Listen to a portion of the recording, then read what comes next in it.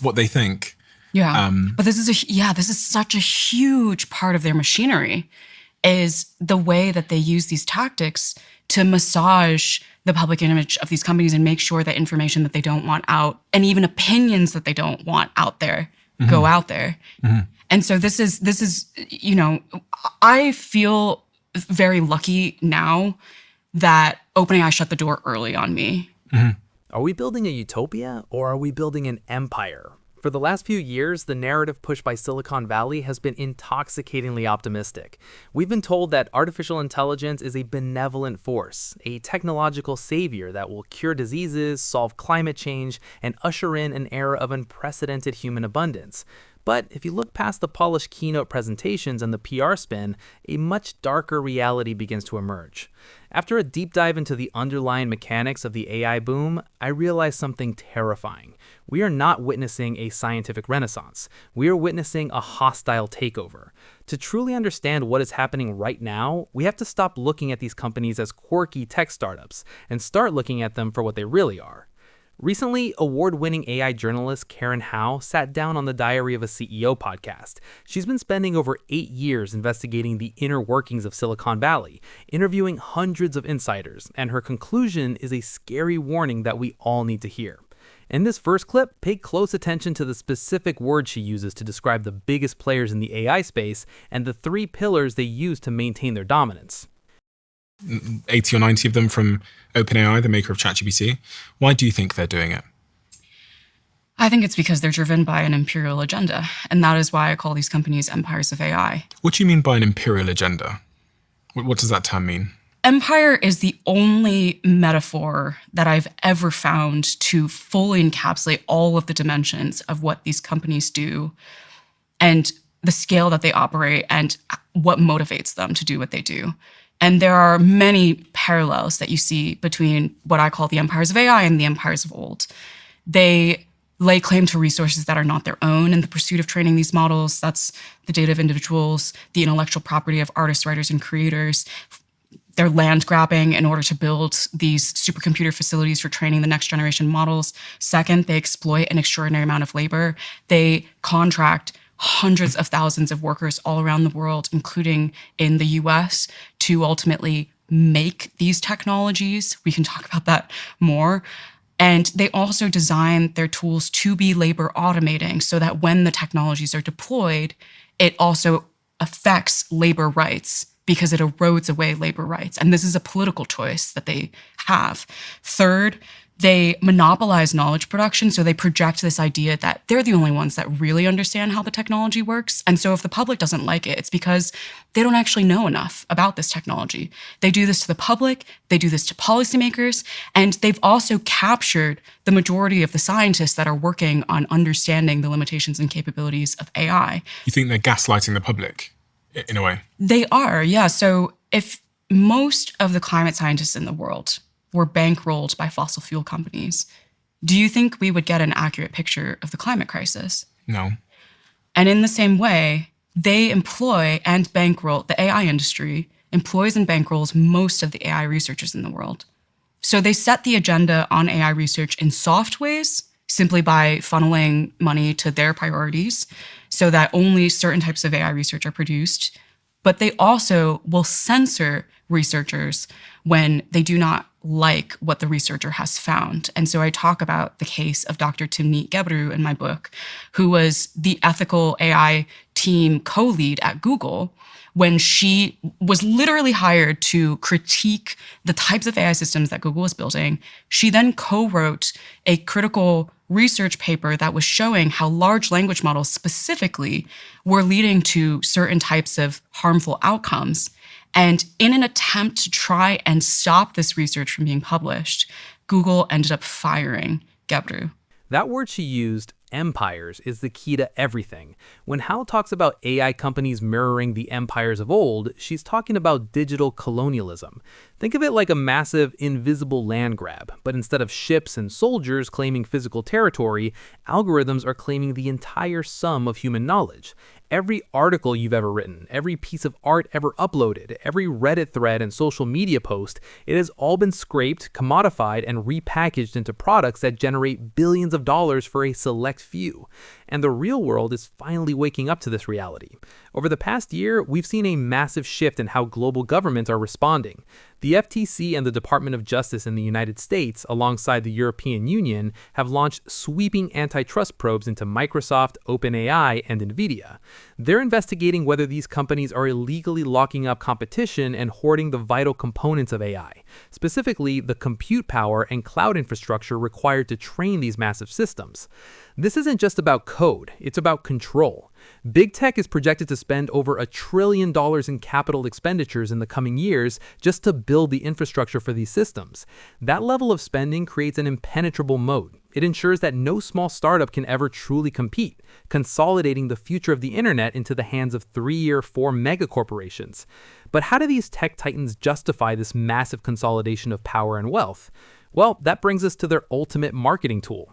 To keep the billions of investment dollars flowing and to keep regulators paralyzed by fear and awe, the AI industry relies on a very specific narrative. They talk endlessly about the race to AGI, artificial general intelligence, a machine that is as smart or smarter than a human. They frame it as a matter of national security, an arms race that will determine the fate of humanity. But is it real? To really grasp the geopolitical stakes being sold to the public, let's look at a tense exchange between host Stephen Bartlett and Karen Howe. Listen to how Bartlett frames the industry's ultimate excuse and how quickly Howe dismantles it. And back then, as is true today, we have no scientific consensus around what human intelligence is. There's no definition from psychology, biology, neurology, and in fact, every attempt in history to quantify and rank human intelligence has been driven by nefarious motives. It's been driven by a desire to prove scientifically that certain groups of people are inferior to other groups of people. There are no goalposts for this field, and there are no goalposts for the industry when they say that they are ultimately trying to recreate AI systems that would be as smart as humans. How do we even define what that means? And when are we going to get there if we don't know how to define the destination? And what that effectively means is that these companies can just use the term artificial general intelligence, which is now the term to refer to this ambitious goal to recreate human intelligence. They can use it however they want to, and they can define and redefine it based on what is convenient for them. So in OpenAI's history, it has defined and redefined it many times. When Sam Altman is talking with Congress, AGI is a system that's going to cure cancer, solve climate change, cure poverty. When he's talking with consumers that he's trying to sell his products to, it's the most amazing digital assistant that you're ever going to have. When he was talking with Microsoft, in the deal that OpenAI and Microsoft struck, where Microsoft invested in the company, it was defined as a system that will generate $100 billion of revenue. And on OpenAI's own website, they define it as highly autonomous systems that outperform humans in most economically valuable work. This is not a coherent vision of one technology. These are very different definitions that are spoken out loud to the audience that needs to be mobilized to ward off regulation or get more consumer buy-in into the industry's quest, or to get more capital, more resources for continuing on this journey with ambiguous definitions. They profit enormously off of this myth. Let that sink in. How is deconstructing the God in the machine narrative? Think of AGI like the modern tech bros version of El Dorado, a mythical city of gold that justifies any amount of spending, any amount of rule breaking, and any amount of collateral damage on the journey to find it. By convincing the public and lawmakers that we are on the verge of summoning the demon or building a godlike intelligence, they create a smokescreen. We can see this playing out in real time with OpenAI. Originally founded as a non-profit dedicated to benefiting humanity, OpenAI recently underwent a massive, highly controversial restructuring to become a fully profit corporation. When Sam Altman was briefly ousted as CEO by a board concerned about safety, his triumphant return signaled the death of the non-profit ideal. The The company recently released its O1 models, shifting the definition of AGI from human-level intelligence to varying levels of problem-solving, because the goalposts must constantly be moved to keep the hype cycle alive. If AGI is always just 5 years away, the funding never stops and the regulations are always deemed too premature to implement. But while we're distracted by philosophical debates about sentient robots, a very tangible, physical crisis is unfolding right in our backyards. We often think of AI as something floating in the cloud. It feels ethereal, weightless, and invisible. But the reality is that the cloud is incredibly heavy. It requires land, steel, water, and an absolutely staggering amount of electricity. To understand the sheer physical violence of the AI boom, we need to look at where these empires are planting their flags. In this next clip, Karen Howe details the real-world consequences of the AI arms race. I talk in my book also about the environmental and public health crisis that these companies have created, where they are building these colossal supercomputer facilities and in communities all around the world. And they specifically pick some of the most vulnerable communities. We're sitting in Texas right now. OpenAI's one of its largest data center projects is being built in Abilene, Texas, as part of the Stargate initiative, which was an effort announced at the beginning of Trump's second administration to spend $500 billion on AI computing infrastructure. This facility when it's finished, will consume more than a gigawatt of power, which is over 20%. Over 20%. So this is actually a little bit inaccurate now. This was something that circulated online for a while, but there's updated numbers. Just for someone that can't see, because they're listening on Spotify or something, it's a picture of the size of this facility. So this is not the Abilene, Texas one. This is a Meta facility. Oh. So let's just talk about OpenAI's facility in Texas. That one would be the size of Central Park, and it would run 1 million computer chips, and it would require the power of more than 20% of New York City. Do you believe that they are true? Do you believe that there's going to be mass job displacement? Okay, so I do think that there is going to be huge impacts on employment, and we are already seeing those impacts. It is not simply because the AI models are just automating those jobs away. It is specifically because the models are improving in certain capabilities based on what the companies that are developing them choose to improve them on.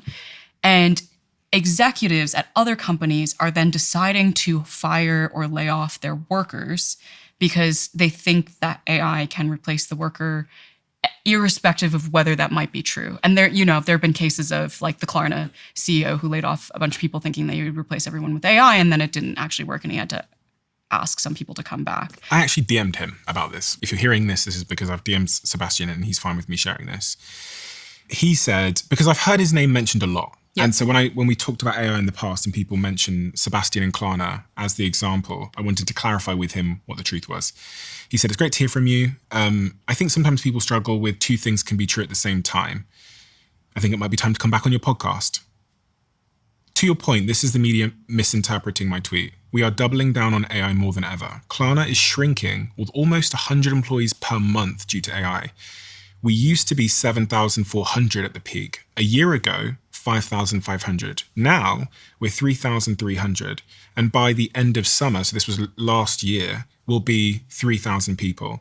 AI handles 70% of our customer service conversations at this moment.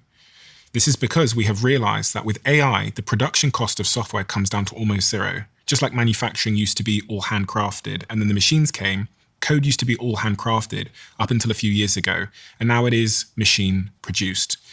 And ultimately, we pay people more than ever for the unique handcrafted, man-made stuff. Yeah. Klarna is a bank. People will want to connect to humans, not only machines. They want us to be personable, relatable, even flawed. So we need to make sure while we are automating, replacing with AI in parallel, we make sure we offer a super available human experience.